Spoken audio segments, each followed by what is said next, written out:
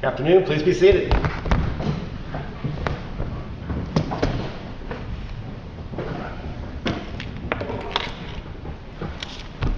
Welcome to the First Court of Appeals. We have one case on the docket this afternoon. It is 01-21-00-727 Molina Healthcare of Texas, Inc. v. ACS Primary Care Physicians Southwest PA and Emergency Services of Texas PA. Starting with counsel for the appellant, please make your announcements. Good afternoon, Your Honor. David Gunn with Eric Hoover for the appellant, and I'll be arguing. I'd like to save 5 minutes if possible. You saved my next question. Thank you. Your Honor, I'm Rob Trachtenberg and Chris Knight for Jane Robinson for the appellee. I won't say the full name for the appellee. Very good. Thank you. Before we begin, a couple of housekeeping matters. This is just a refresher for you guys because you've done this a million times. First, the lights, green obviously is start, yellow, 1 minute left to go, red obviously means stop. If we're asking you a question during the red, please don't stop, just continue on until we're finished asking questions, and we'll probably do that. Also, let me state, we don't need a recitation of the facts. We've read the record, we've read the briefs, we're familiar with that. So if you can just dive right into the legal issues at hand here, that'd be most helpful to us. So with that, we'll let counsel for appellant begin. May it please the court. I had been hoping for a full house because we were going to argue the pre-existing duty rule for consideration, but maybe people are stuck in traffic, and I'll save that for last so they can see that part.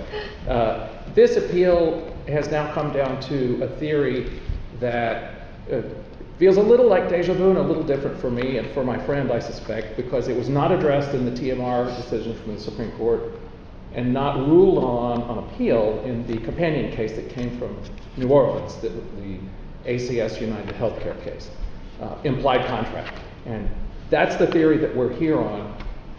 We'd like to touch on 3 dimensions of that theory: repackaging, no agreement, and consideration. We'll do this in any order the court wants, but I want to start with repackaging because it's legally, I think, the most interesting. And repackaging doctrine it's less cut and dried than, say, consideration of meeting the mind. So I will start there, but they are actually connected, and I think that the further one digs into any of them, the more you come back to some of the others. To us, it does feel like it's deja vu from the TMR case. When I was reading the record and I saw in, I think it was opening statement, where the plaintiff said to the jury, "You are going to be the ones more powerful than any member of Congress. You will be the ones to set the rate." And I gave you that in our bench exhibits, and I thought, that was the point of our fight in TMR, that the rate setting is really to be done in the agency, that the Department of Insurance has a lot of tools for policing the way the rates are implemented. And of course, under the new scheme, that's a different world. Well, wouldn't it just say that this had been like an ordinary in-network situation? I mean, you could have a breach of contract claim, right? If there had been a written agreement. So why couldn't you have an implied contract here, seeing as like an implied contract is, goes back to old common law, it's Yes. supposedly pre-existing. What makes that repackaging? I mean, the equity claim argument, like those claims seemed a little different to me. I completely understand, and I find it a fascinating question doctrinally. If we were in Dallas, I would take the position you could not have that claim because of their DMC, the Dallas Medical Center. Sure. And but there's nothing similar out of our court, right? There is nothing similar. It's basically open territory for you, and you have to decide, do we want to do what Dallas did? Do we want to go a different way? I think for the plaintiffs to win, you need to go a different way. And we'd ask you to reflect on that. But of course, let's talk about the doctrine and try to get it right. I mean, the statute does say, not just thou shalt pay at the usual and customary rate, or an agreed rate. It has that language in there.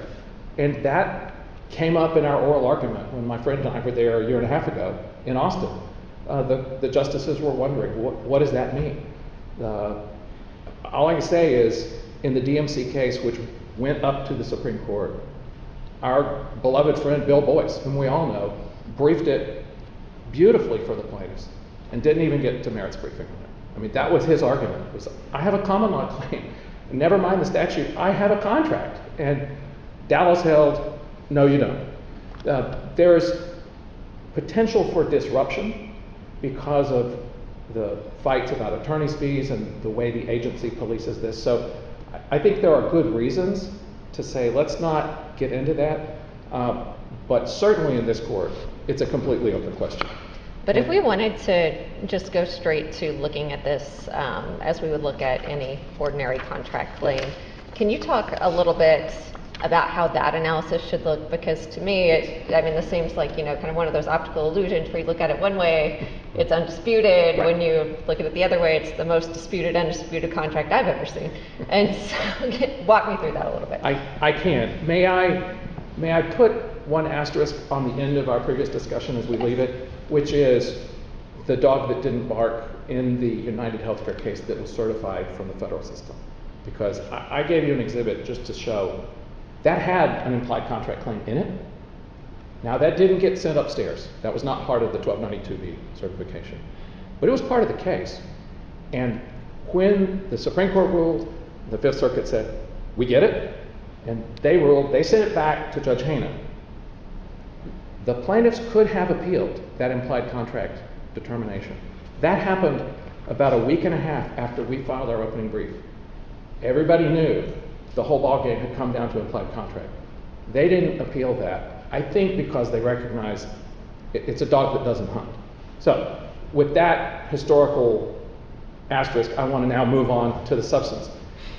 Let's set aside the DMC opinion from Dallas and just say, first impression, could you have a contract? I think I wouldn't have a problem with that. I think the sky would not fall.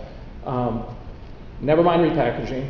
If you had writings, it makes it a lot easier. Could you have an implied contract? You could, but not what they envision. So I think they allege the elements. I just don't see where the proof is. And a great example is the retail consumer example. You pull up to a gas station, start fueling your car. You haven't talked to anybody. You pull up and say, I want the basic gasoline, I'm putting it in. I think you are impliedly agreeing to their posted price. The example given to the jury in opening by the plaintiffs was, you're pushing your cart down the grocery aisle, and while it's filling up, you get hungry. Say, I'm going to eat these cookies. And you've impliedly agreed, I'm going to pay the price on the Oreos. I agree with that as well. Never mind Article 2 of the UCC. Just as common law, I think that's correct. The difference is, my company, we're not in the grocery store, we're not shopping, we're not doing anything. All we get is a bill. That's our dealings with them. We've tried to negotiate, and we've hit an impasse. I was thinking, we've all practiced law, a lot of appellate experience. I think we get ordered to mediation sometimes, and you spend the whole day in mediation. My defendant won't go above $2 million. Their plaintiff won't come down below $12 million. And we move $1, they move $1. You eat the lunch. It's mid-afternoon. You eat the cookie, and you still haven't moved. And the mediator finally comes in and says, "I'm sorry, folks, I can't get anybody to move." That's what we have here. We have an impasse. You saw it in that little excerpt on the stand that we quoted in the briefs, the flamboyant effort. Let's negotiate right now. And you could see how far apart the parties were. So that is where I think the first element breaks down, the meeting of the mind element. So, okay, but so you have a disagreement over, the cost or the price. And obviously there's case law, and that was what was put in the jury charge, that where you have an agreement on the other essential elements, then you can supply, reasonable price. So then, can I hear your response on that? Yes, absolutely. My first response is, don't even get to the jury charge. We argued a directed verdict motion before we got to the charge. So the wording of the charge doesn't even enter into it. We have a live directed verdict motion that goes through these elements and says, we don't have a meeting of the minds. You just heard all the witnesses saying, we didn't agree. And you've seen quotes from the record. We didn't have an agreement. We didn't have a written agreement. We couldn't agree on price. We were at loggerheads. So our directed verdict motion should have been granted. It is true, Your Honor, price is sometimes implied. There are formula cases. Think of our friend David Sachs, who does appellate law. He had an engagement letter. Here's my rate. Here's my junior lawyer's rate. Here's my paralegal's rate. I would love to tell you how much this will cost, but who knows how many hours we'll spend. We cannot know. And in cases where you cannot know up front, that's okay to use a formula. Happens all the time. The Fisher case from the Supreme Court, very similar. Here's the formula. If we need to, although I'm not an expert on last Friday's case in the San Jacinto River Authority decision, there's a formula there. But there's also a very long detailed contract. This is just one, single-spaced, 60 pages with detailed mechanisms.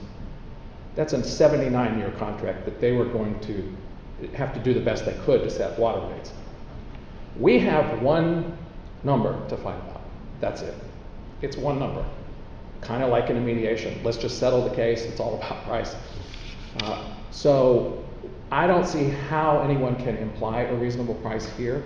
And I think Fisher is pretty good on that. Justice Boyd quotes the 1966 decision in Bendelin against Delgado.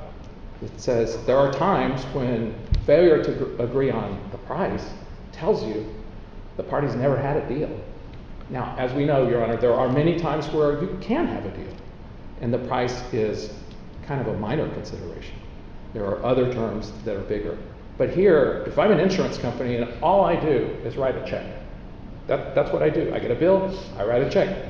The price is the whole ballgame. But didn't they put it in the form that you like to get, or in the format that the insurer prefers when they're getting a... Right. They did that, and my understanding of the clean claim submission is that's their argument for consideration, but I don't think it bears on meeting of the minds.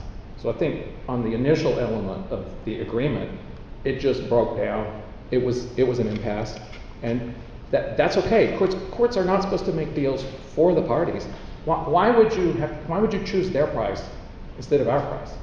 Now you say, oh well, we left it to a fact finder, and all of a sudden I feel like I'm back in Austin and we're arguing the TMR case again. This is just an end run around the agency. If that theory is right, they should have appealed it in United, in the federal system. If that theory is right, they should have alleged it in TMR. And if that theory is right, every penny that we all spent in that Supreme Court case was a waste of time. Would would every HMO be in an implied contract with non-network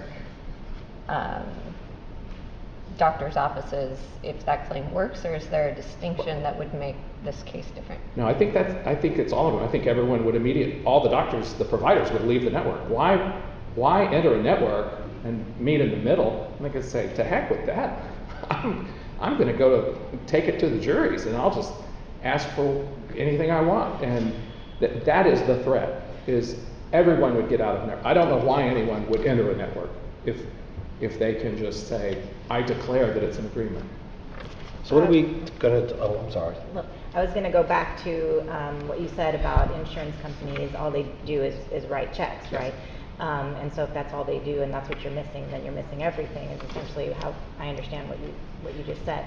But I assume that they don't just write checks, they also have to look at the coding and look at what the services that were provided, and there is some review of those services. So it's not just writing the check, it's also making sure that whatever the services were necessary and all of that. Is that right? I think that is probably right. I wish I could call my client to the stand to explain, here's how we do it. That's why the TDI oversees all of this, and that's why they need that set of tools. It's also why the legislature has kind of fixed the problem for the cases from 2020 onwards. The mandatory baseball arbitration scheme for doctors and for HMOs is really excellent. You can read about it on the TDI's website, where they have to give a report publicly to the ledge saying, is this arbitration scheme, how's it doing resolving claims? And I think it looks very successful. It's not us. We're still under the old law. So yes, there are bad faith claims available if an insurance company foot drags and doesn't do things properly. we can get in big trouble, and you see here, you can get hit with additional damages. Now, the Supreme Court says we're not going down that road, and we ask you, don't create that split with the Dallas court. I have points on consideration, but I see no reason to go into it unless the court has questions. And Mr. Chief Justice, I didn't mean to cut you off. No, you didn't cut me off. What are we to discern, if anything, from the fact that the jury awarded the same amount of actual damages for the statutory claims as opposed to, in addition to the common law claims?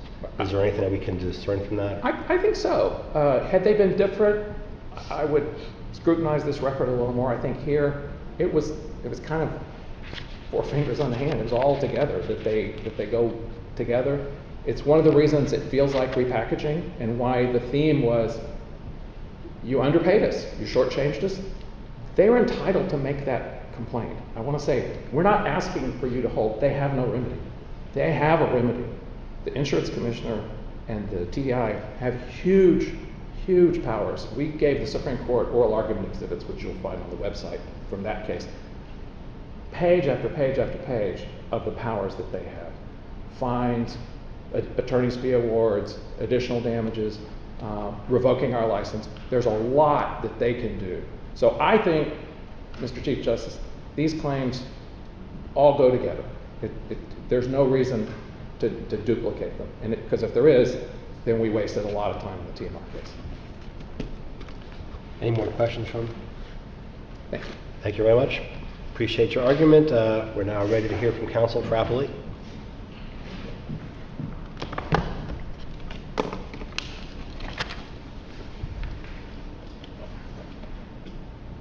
They please the court. The key question before this court is whether there is sufficient evidence of an implied contract, which is really just a contract that is shown by the parties' conduct in course of hearing. The answer is yes, there is sufficient evidence to support the jury's finding, and that's a good thing, because otherwise Molina would be able to exploit emergency care providers with impunity, as they did to the doctors in this case. And I will focus on the same 3 points that counsel did, and I'll take them in the same order. First, repackaging is not a defense to this claim. Second, that there is an implied contract as a matter of fact and law. And third, there is consideration to support the implied contract. And if I have time, I can also address attorney's fees. On the repackaging point, let me turn to that first. There's no repackaging affirmative defense under Rule 94. We have a jury finding of an implied common law contract, and there's no kind of repackaging argument that impedes the affirmance on that claim. Let me ask you the same question I asked your learned counsel over here. What can we discern, if anything, from the fact that the jury awarded the same amount of actual damages for the statutory causes of action that the Supreme Court said couldn't go forward in the common law cause of action here for an implied contract? I think you can infer that the jury concluded that the amounts that they awarded were both reasonable and constituted the usual and customary rate. And so I don't think that really plays into the repackaging argument. The jury actually awarded us significantly less than what we asked for, but 3 times more than what Molina paid us under those bills. And so that was the determination they made under the implied contract theory, and they equated that with what they determined the usual and customary rate would be.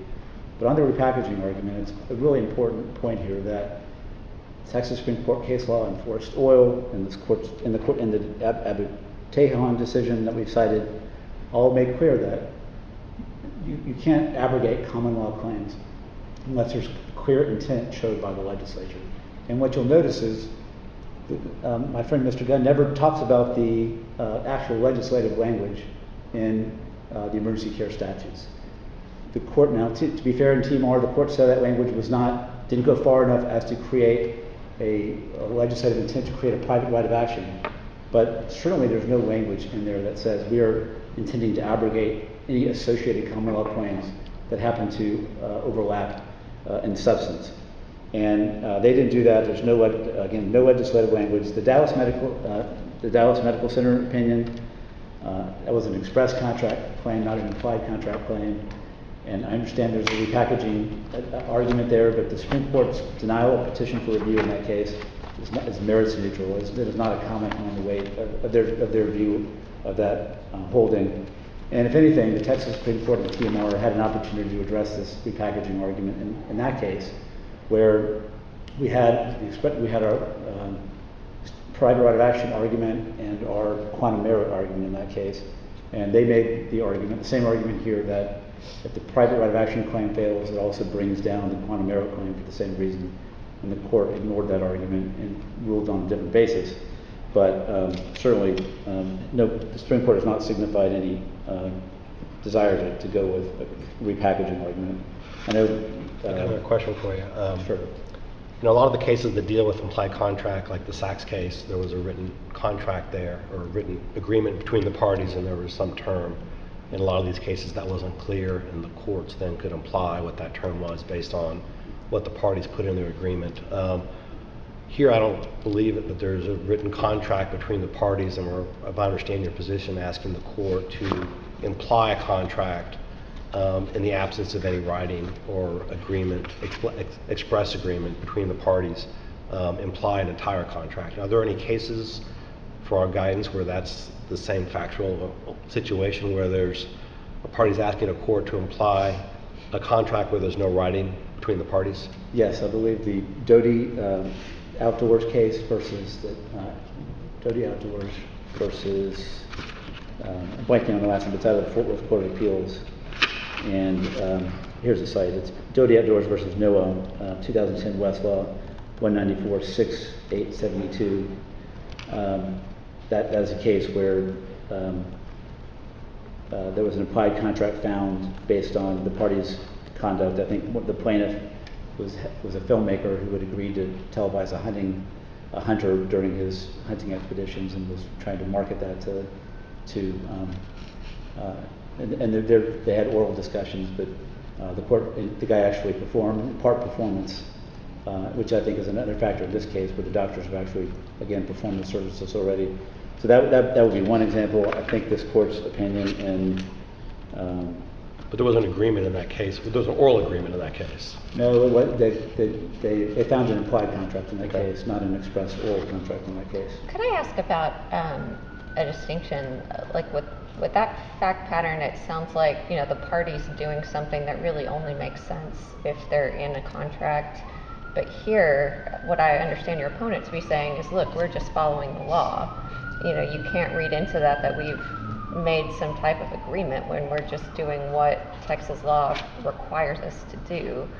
So I guess my question is, if we agree with you, because a lot of this really does look like, you know, what you would normally see under a contract, just the way the parties have behaved. But if we rule with you, does that mean that every HMO is in an implied contract with its out-of-network emergency care providers? And if not, what makes this situation different? Well, let me address the legal compulsion issue, because I think it's an important issue that they raised. We didn't cover it in their opening argument. But if their argument that as a matter of law, you can't have an implied contract when both parties are under some kind of legal compulsion, I think we have a waiver problem there at first, because that's a matter of law argument that they did not raise in their J&OB motion, which you can find at CR3 at 1673 to 75 is when they talk about the implied contract, or their charge objections at R38 at 54 to 56.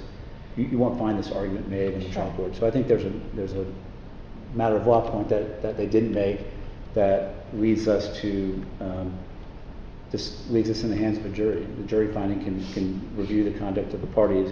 But does this mean that every HMO would be in an implied contract with emergency service providers, or is there something unique that happened here? I don't want to overstate the case. Sure. I don't have. I mean, I think based on this record, this jury found, based on the repeated number of claims and the contacts and the awareness Molina had, that their members were coming to our facility, and that extensive dialogue they had over negotiations. But I can't speak more globally than that. But I do want to, so just to put a bow on, again, the repackaging argument. I know appellant mentioned Judge Haynen's decision. I just wanted to raise the point that that was a tactical decision. Judge Hayden originally said, separate case, but there's a federal pleading standard, and there was a decision that the facts as stated were insufficient, and you could replead. But I just want to say that a number of federal courts have found that an implied contract, you can state an implied contract under these exact same, in the same context, with emergency care providers against an insurer. And I just want to give the court the citations. Florida emergency, there's 526 F sub 3rd 1282 out of the Southern District of Florida. That's the Florida Emergency Physicians case.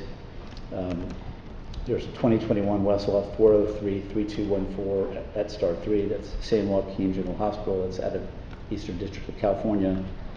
Prime Health Services, Reno versus Hometown Health, 2022 Westlaw 169-2525 out of District of Nevada.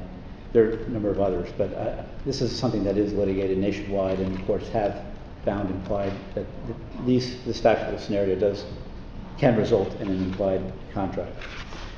Now, I do want to make an important point here. Now I'm shifting to the second topic, which is whether we have an implied contract, or whether the jury's findings of implied contract have been properly challenged here. They spent a lot of their fire on their brief focusing on the lack of agreement on reimbursement rates, as would be necessary to form an express in-network contract.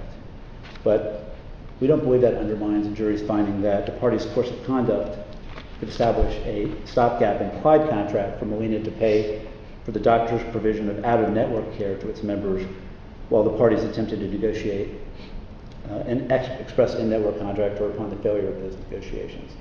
And I want to emphasize that there are two pathways to an affirmance here. First, the jury properly concluded that there was a contract in place despite the lack of agreement on price, as the jury was permitted to determine a reasonable price term as properly framed in question 10 and the instructions thereto. And second, the evidence conclusively established, we should believe, that they agreed at least on the standard to be applied to determine price, even if they have a different understanding of the usual and customary rate standard. So question 10 on the first theory. Question 10 properly set out Texas law and the exhibits, and the evidence supports the jury's affirmative answer there. And as we indicated in our oral argument exhibits 2 and 3, the PJC itself recognizes that the failure of an agreement on a price term does not render an agreement invalid as a matter of law. In fact, PJC 101.13 has an instruction that sets forth, that we included in question 10 here, that says if Paul Payne and Don Davis agreed to other essential terms but failed to specify price, then it is presumed that a reasonable price is intended. Again, these instructions are fully consistent with the cases we cited in our brief. So here, was there an agreement as to the other essential terms of the? Your Honor, we believe there was. Aside from complying with the statute, but they were aware. Again, they set up a network where they only had 10% of their members were being treated by in-network emergency care practitioners. They knew that their members were going to go outside that network. They knew we were out there providing care to their members. They have a lot of claims going back and forth, and a lot of discussions over those claims. We knew that they had set up their form of preferred payment in terms of what we call clean claims, and we complied with their claims. And these claims were all paid. I want to step back and remember that we're not talking about claims that were unpaid here. They paid on all the claims. The question is whether they paid a reasonable rate or not, and that's the point. So that we believe the payment constitutes that acceptance. Do we know? I'm sorry. I'm sorry. No, I'll let you go. So, I guess given like the state of negotiations and everything, and it looked like that they had some pretty significant disagreements on price, but that was really the only point of disagreement that I saw. Is there something more that Molina could have done if it wanted to avoid an implied contract? Like, is there something that they should have said, or that would have changed? Could have agreed to an express contract with reasonable rates, I think. But I take your point. But no, I think they ended up about, I think the evidence showed the gap was something like 125% of Medicare rates versus 325. So a huge gap, yeah. Significant gap, Yeah. but not, but I do, if the court has an opportunity, I would urge you this pertains to the larger equities, but Plaintiff's Exhibit 158 is pretty jarring when you look at the claims that we're providing that are at issue in this case. Very severe, severe emergency claims like gunshot wounds and other severe treatments where our charges are in the $1,000 range, and then you have payments that are $174, $120. It's pretty outrageous. And I don't know, that exhibit was an Excel spreadsheet. I don't know if that, in transferring it to the record into PDF, whether it's as clear as it should be. But if the court would like an Excel spreadsheet version of it, we'd be happy to make that available.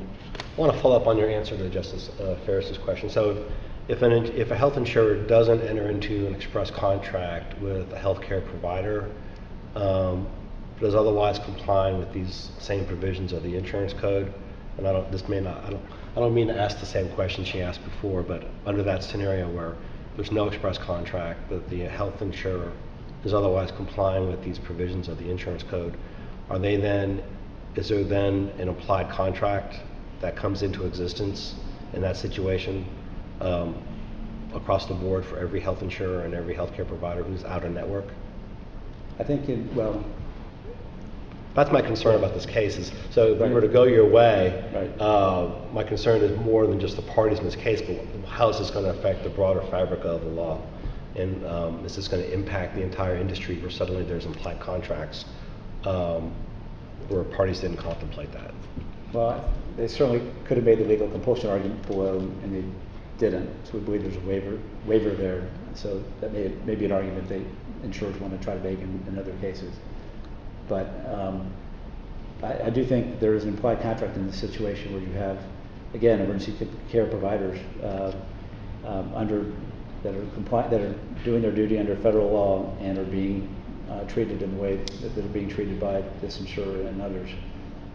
I think, and based on the interaction that they've had, these two parties have had, I think especially with the jury finding that had an opportunity to sit through 9 days of trial and determine that there's an agreement in this place.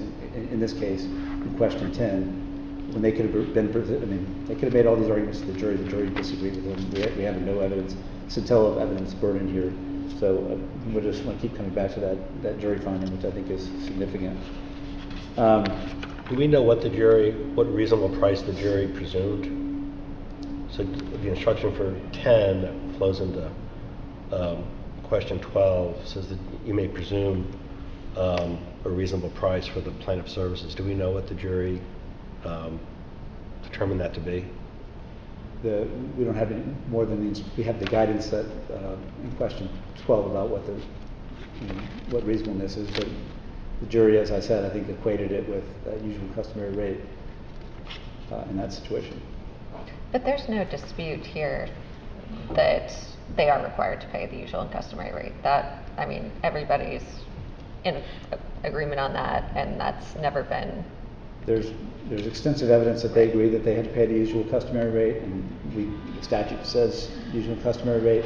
The disagreement lies in what the nature of usual and customary rate is. So Molina's position was that you could take, that it was their own usual and customary rates. Whatever they paid in network to their emergency care providers that were in network, that was their usual and customary rate, and that was what they had to pay out of network too.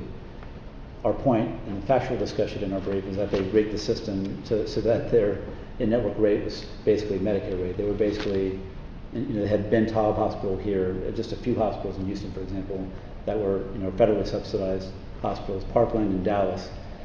They had these doctors on what were called Medicare or Medicaid, Medicare Advantage plans before they entered into the ACA marketplace.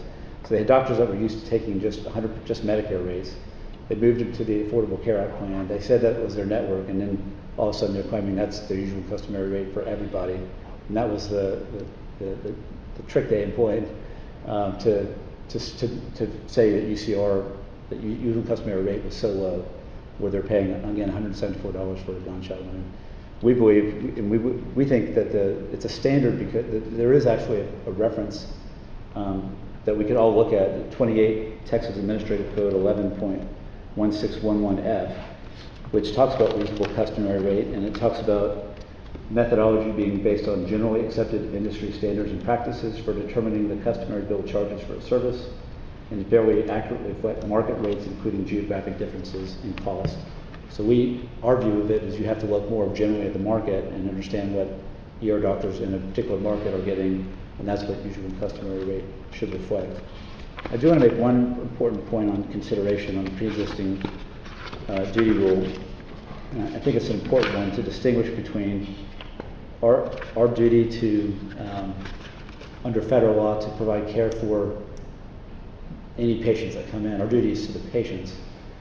What the duty we're talking about here for consideration purposes is our discharge of Molina's duty to its members to provide care to its members. And I think it's a really important point because, again, if their consideration argument on pre-existing duty is correct, that would negate all in-network contracts too. If every emergency care practitioner in the United States is under a federal duty to treat all comers, to treat all patients as they come in, and that's their pre-existing duty, then even an in-network contract they reach with insurers would have no consideration under their theory because they have a pre-existing duty to treat their patients anyway.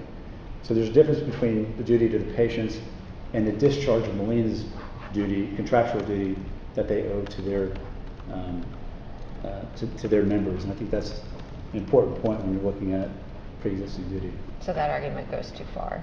Their argument is, there's no stopping point for their argument on consideration. Can I ask a question about that, just with regard to who we're talking about? So your clients are the entities, right. And I found that there was, I had some confusion about whether or not they were the doctors or they're some, investors into an entity that employs the doctors.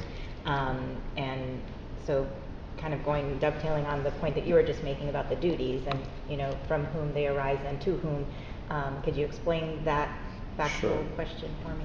Sure. So we represent, they're staffing companies. We staff and provide emergency care staffing to hospitals. So we provide doctors and other we assist with the staffing needs. Doctors on our payrolls. The revenues that come into the staffing companies, so these plaintiffs, is affected by how much revenue we get from the insurers. So the doctor's pay is tied to that. The owners that they're talking about are on another level above the staffing companies. They've tried to make malign accusations against who owns the staffing companies. But I think this is all weighed. I know they made some arguments below about whether especially the attorney's fees issues, and whether it was the staffing companies that had the duty versus whether the doctors themselves had the duty. I think we're past that based on the briefing, but if the court is in any way concerned about that, I'm happy to provide supplemental briefing on that topic, but I don't think they've squarely raised that issue. That was an issue in the trial court, but not on appeal. Any further questions? Then thank you very much. We appreciate your argument. Thank you. We're ready now. Appellate for rebuttal argument, please. Thank you. I'd like to start with 4 sentences from the record from our directed verdict arguments in volume 37, page 99, because the 4 sentences fit perfectly here. And I'll just walk through it. By the logic of what the plaintiffs are telling you here, anytime parties have existing legal obligations, they have an implied contract to abide by those legal obligations. In other words, I have an implied contract with Mr. Levine not to run over him with my car when he's lawfully crossing the street, because I have a pre-existing legal obligation not to do that, and he has a pre-existing legal right not to have that happen. That doesn't give rise to the existence of an implied contract. There may be some other cause of action that might arise from breach of those legal duties, but there's no basis to imply the existence of a contract based on the existence of those pre-existing legal duties, Your Honor. That is directly to the point that the court asked about a couple of times. All the HMOs will end up being told, you have an implied agreement, because we couldn't reach an agreement. And the result will be, instead of parties meeting in the middle and negotiating a contract will be left to juries to do what the Commissioner of Insurance is supposed to do.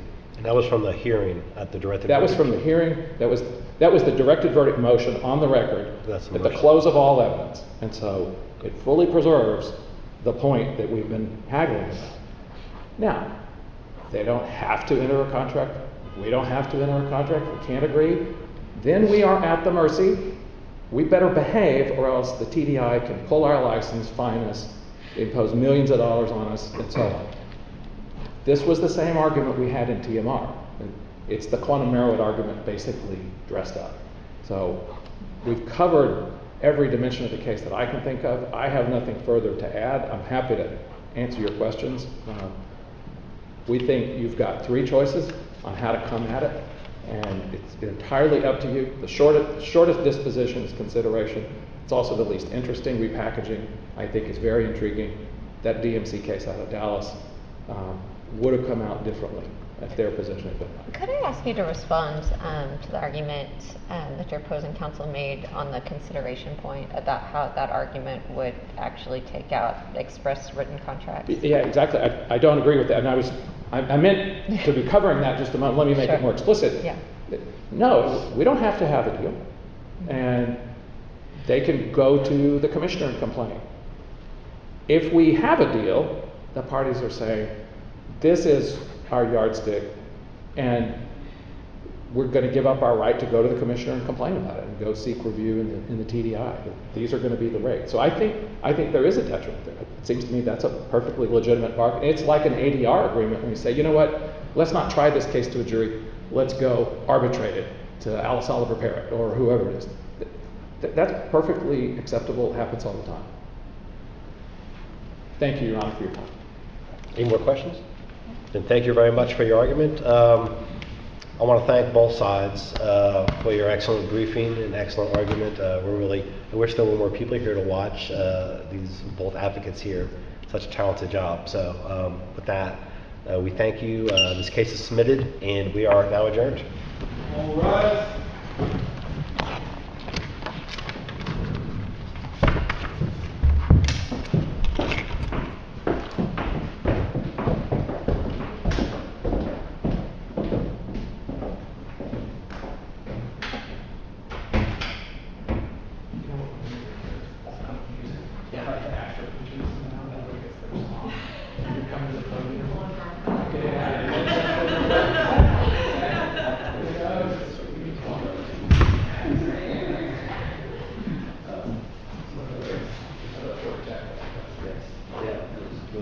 Thank you for your tips. Yeah.